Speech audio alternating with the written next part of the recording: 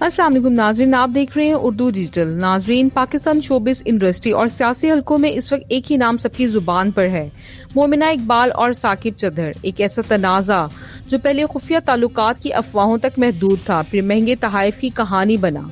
इसके बाद धमकियों, मुकदमात और अदालतों तक जा पहुंचा। सोशल मीडिया पर रोज नए दावे सामने आ रहे हैं। टीवी टॉक शोज में बहस जारी है, जबकि अदालतों में भी इस केस की गूंज सुनाई दे रही है। सवाल ये है, आखिर ये सब शुरू कहाँ से हुआ, कौन सच बोल रहा है और अब कानून क्या कहता है?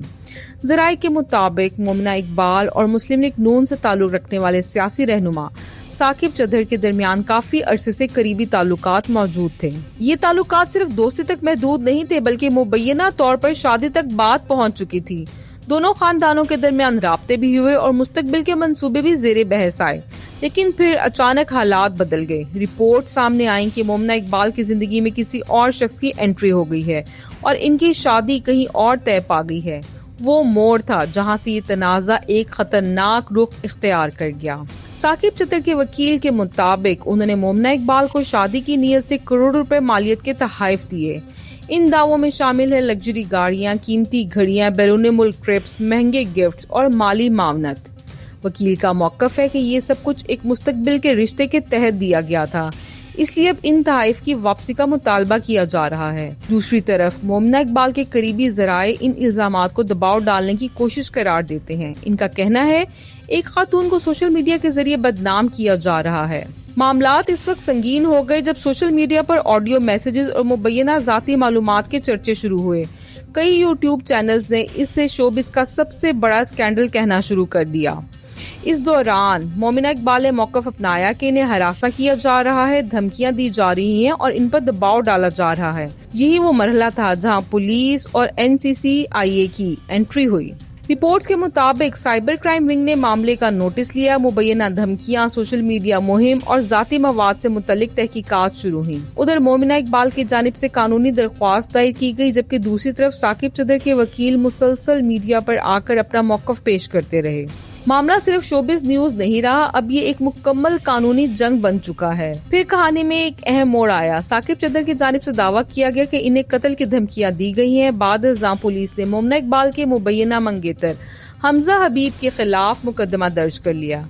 FIR के मुताबिक धमकियां मेज कॉल की गई, संगीन नताइज की वार्निंग दी गई। पुलिस ने तहकीकात शुरू कर दी। इस मुकदमे के बाद केस ने मजीद सनसनीखेज शक्ल इख्तियार कर ली।